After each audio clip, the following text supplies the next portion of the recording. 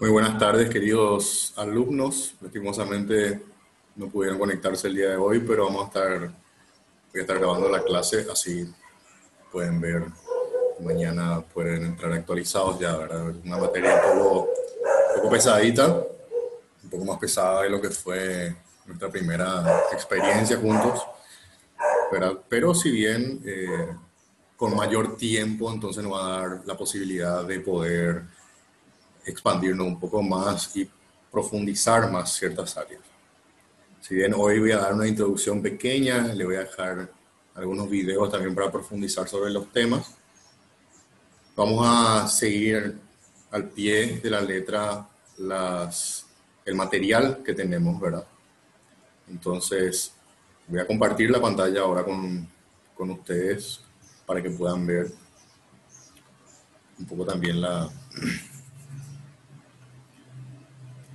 materia, ¿verdad? Dentro de la cátedra. Bien,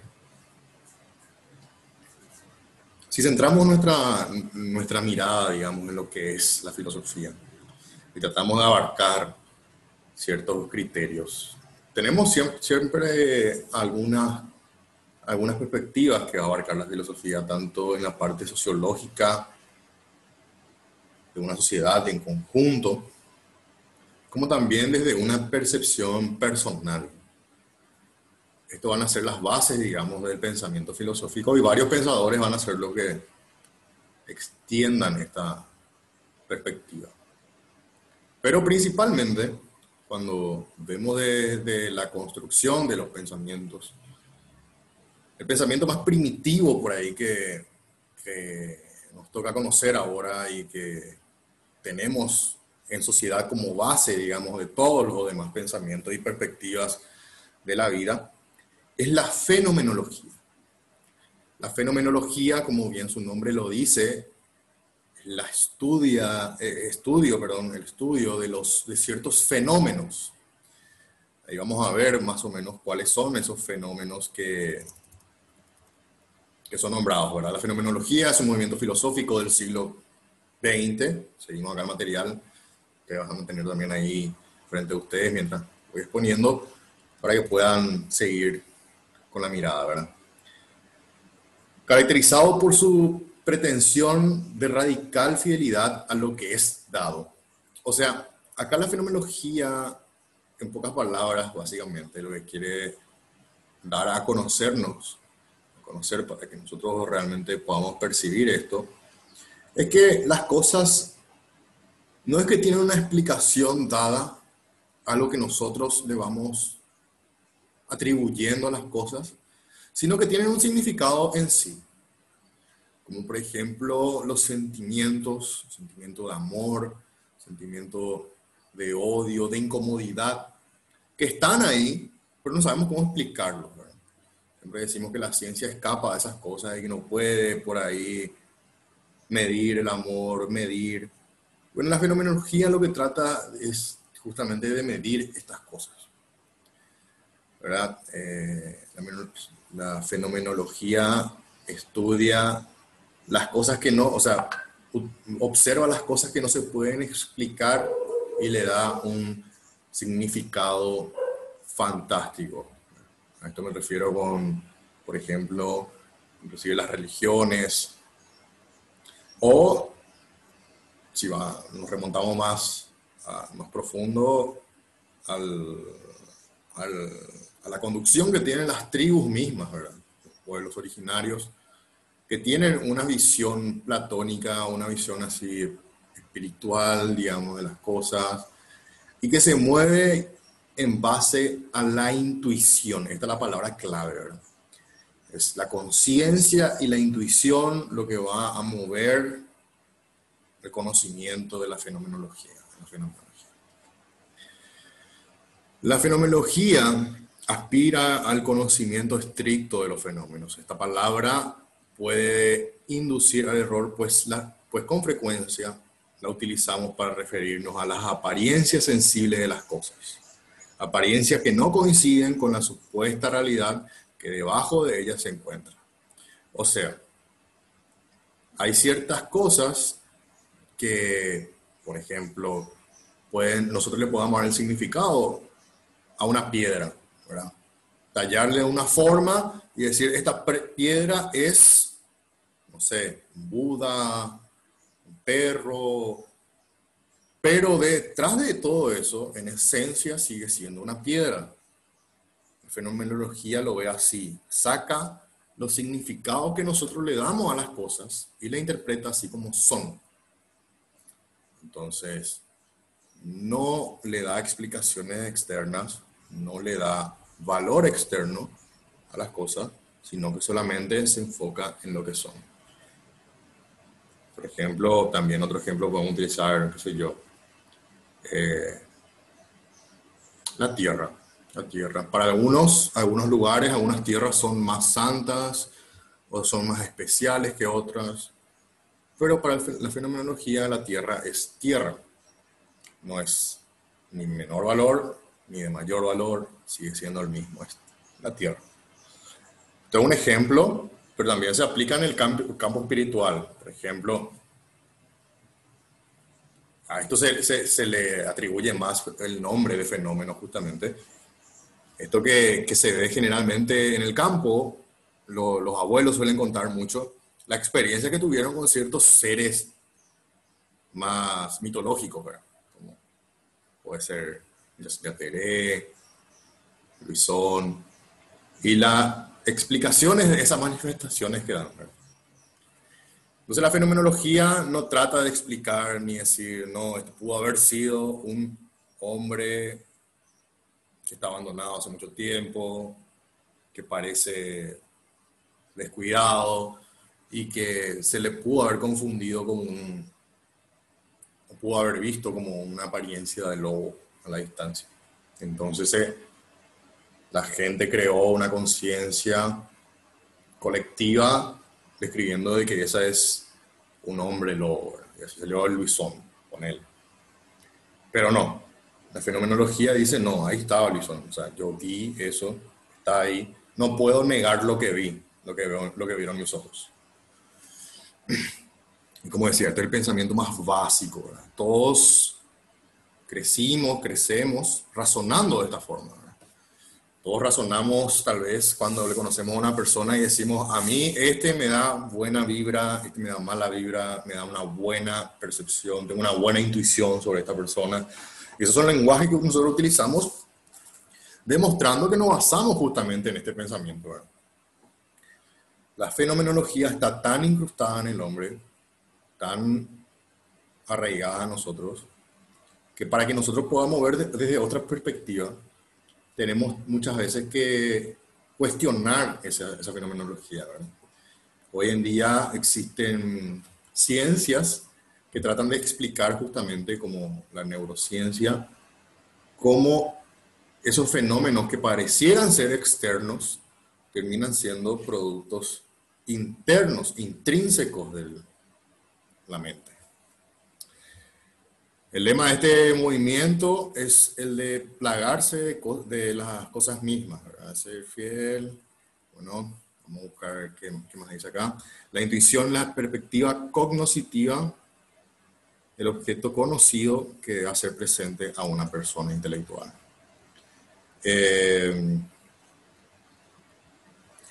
Acá es muy interesante. Cuando el fenomenólogo describe lo que ve, no se preocupa por el aspecto concreto de lo que ve, ¿verdad? Intenta captar lo esencial, así como, así, si es como preocupa por estudiar la voluntad, ¿verdad? O sea, este fenomenólogo no ve las cosas con el aspecto concreto, sino que ve la esencia de lo que está atrás. Pasa lo mismo con la percepción que tienen de los hombres, ¿verdad? Para el fenomenólogo no existe hombre bueno ni hombre malo. No existe quien merezca un castigo permanente y quien no, sino que son las sociedades tal vez lo que le motivan y le obligan a ser como es. Pero no es un producto natural suyo, o sea, no es él una persona mala. Esto es lo que interpreta muchas veces el fenomenólogo. Y así, vamos a ver algunos importantes representantes de la fenomenología. El fundador del movimiento fue Edgar Husserl, representante más importante, también Alexander Pander, Max Scheler,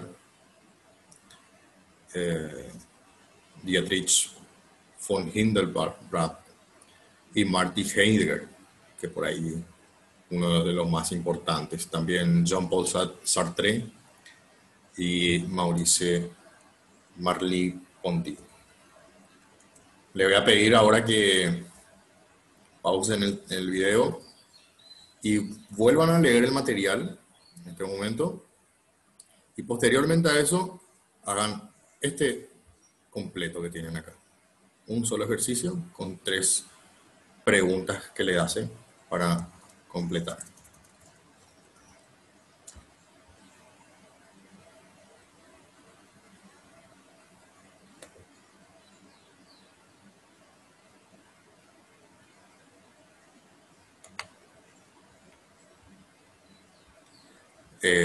Bueno, si te hicieron eso, supongo que sí. Y si no, vuelvan a pausar el video. Y vamos a después, mañana, vamos a comparar las respuestas que tuvieron con esto, ¿sí? También vamos a ver el humanismo. Y para ver el humanismo, tenemos que darnos cuenta también de que, o recordar, dónde se enfocaba antes la perspectiva de las personas en cuanto a la moral y en cuanto al valor de las personas. Cuando se habla de humanismo, se habla de que el humano es el centro. Entonces quiere decir que antes del humanismo había otros centros de la perspectiva mundial.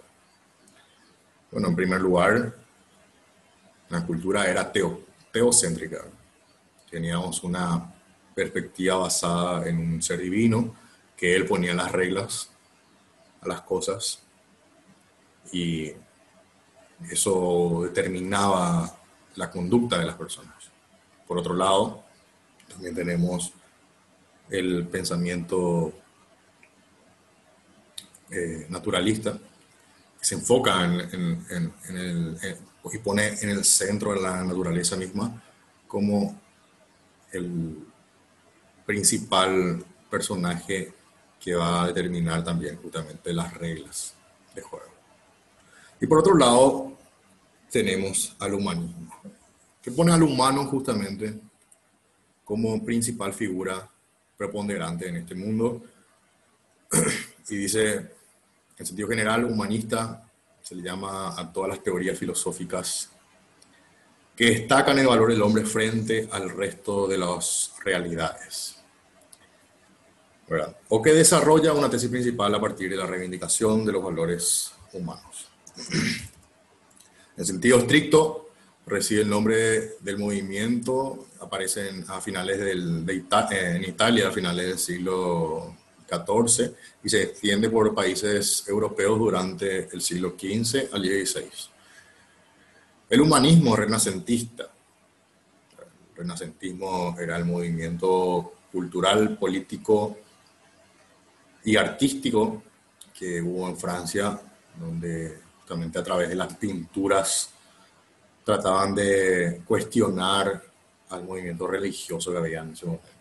Uno de sus mayores exponentes era ahí también el pintor Miguel Ángel, Da Vinci.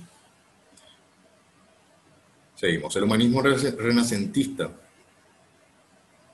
comienza siendo el movimiento preocupado por el por el estudio de las lenguas y las culturas clásicas. La reivindicación de los estudios humanistas, pero pronto se convierte en el afán de la renovación de la cultura a partir de los ideales y morales y vitales de la antigüedad Grecia, de la antigüedad clásica. O sea, la base de los humanistas estaba en la interpretación que tenían los griegos de los humanos. ¿Y cuál era la interpretación que tenían los griegos de los humanos? Bueno, los griegos fueron los primeros que pusieron en un panteón, o sea, el panteón era el lugar donde habitaban los dioses de la antigua Grecia, donde estaba Zeus, Hades. Bueno, Hades estaba fuera del panteón, también estaba dentro del rey del infierno, digámosle, pero era ese lugar donde habitaba el Olimpo, ¿verdad? El lugar donde están todos los dioses. El Olimpo es en Grecia, el panteón es en Roma, cuando Roma conquista Grecia. Pero por eso habla de una cultura greco-latino, greco-romana, que son una mezcla justamente de estos dos panteones, tanto del Olimpo como el panteón romano, que vendrían a ser los mismos dioses griegos, pero con figuras cambiadas y romanizadas. Se cambió la cultura, en vez de llamarse Zeus, se llamó Urano, creo. Bueno, después pueden ver alguna película que les puede ilustrar también, eso les puedo recomendar. En cuanto a esto, antes se venían adorando figuras de animales, ¿verdad? Como por ejemplo, conocía la historia de Moisés en el desierto, ¿verdad? En un momento, él tira las tablas de los 10 mandamientos porque ve que están adorando a un becerro. Derritieron oro, e hicieron un becerro, una cabrita, una vaca, y la adoraron en adoración al dios Moloch. Pero esto cambió justamente después, bueno, también en Egipto, ¿verdad? Que adoraban a los dioses animales, o mitad humanos, mitad animales. Y esto cambió definitivamente en Grecia, donde la perspectiva fue totalmente humanocéntrica en el tema teológico. En donde ellos pudieron darse cuenta de que, o sea, tenían la idea de que el hombre era el ser más perfecto y que todo debía girar en torno al hombre, ¿verdad? Esa filosofía era mistinizada, o sea, era un mito. Era un mito que estaba centrado justamente en este panteón griego, pero que en la modernidad, justamente en la era del Renacimiento, se puede ver también explicada y teorizada y sistematizada en estos tiempos, ¿verdad? En estas tres ramas del humanismo, ¿verdad? Primero, el humanismo cristiano, que pone la dignidad humana en su dimensión espiritual y sobrenatural, se enfrenta a la identificación del hombre con las cosas y subraya los peligros de la técnica, los excesos del capitalismo y el poder del Estado. El humanismo cristiano entonces se basa en la dignidad del hombre en un ámbito espiritual, o sea, le dicen Dios ama tanto al hombre que dio la vida por todos, creó a todos, entonces a todos le dio la dignidad superior. Ese es el humanismo cristiano. El humanismo marxista es justamente lo contrario al cristiano, en el sentido de que no ve a un ámbito espiritual, sino que ve en un ámbito material las cosas, ¿verdad? Caracterizado por la necesidad de entender al hombre desde el ámbito de la infinitud, desde el ámbito del hombre mismo, y por reivindicación de la dignidad y libertad humana a través de la crítica a la alienación. La crítica a la alienación vendría a ser, la alienación es, no sé si se acuerdan cuando hablamos de Marx el año pasado, que significa justamente como pareciese decir su nombre, ¿verdad? Como alineación, ¿verdad? Como una línea a la que vos seguís sin cuestionar, porque te pusieron esa línea a la que vos tenés que seguir. Entonces vos estás destinado, digamos, a obedecer eso si es que seguís con la misma conducta o seguís con el mismo entendimiento de las cosas. Eso por un lado. El humanismo existencialista precisamente es una de las obras más conocidas de Sartre, titulada El existencialismo es el humanismo, y eso voy a explicar justamente ahora, ¿verdad?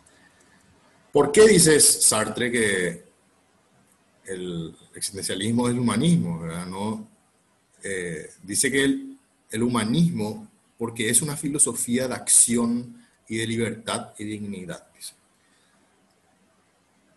La dignidad humana está en su libertad. O sea, él dice que un hombre es digno cuando es libre. Que es la categoría, que es la categoría antropológica fundamental. O sea, que es el valor humano más importante, fundamental. O sea, es la base de todo. Y gracias a la cual el hombre siempre trasciende de una situación concreta. Aspira al futuro sin estar determinado por su pasado. Según el teocentrismo, uno está determinado por lo que dice la Biblia, por lo que dice un escrito, por lo que dice Dios. Y eso te da significado y te da a la vez una limitación según el humanismo, porque te limita tu libertad. Entonces, al limitar tu libertad, ya estás siendo indigno, digamos.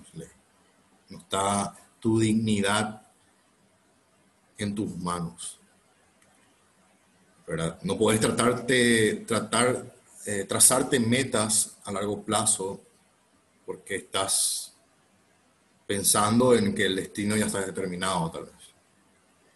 De ahí que el existencialismo es también una doctrina de acción, porque el existencialismo lo que hace es darte a vos la posibilidad de experimentar totalmente, sin reglas, una experiencia, la experiencia de tu existencia, sin reglas determinadas, una autorregulación.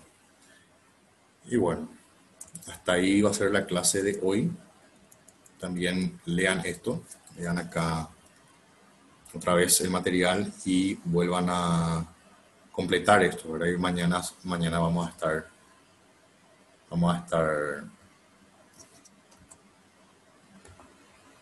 respondiendo, ¿verdad? Otra vez. Bueno, gente, nos vemos mañana. Avisen si es que van a poder estar todos. Y bueno, nos vemos mañana. Si pueden continuar 2 capítulos más, tenemos también ahí 2 temas importantes que vamos a estar tratando. A ver, me fijo. Tenemos el personalismo, que pueden también ir leyendo para mañana. Personalismo.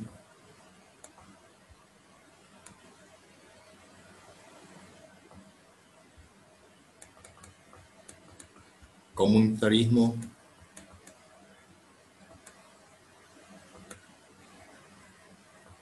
Y el existencialismo, nuevamente. Vamos a tocar más, vamos a profundizar eso. Bueno, gente, nos estamos viendo. Chao, chao.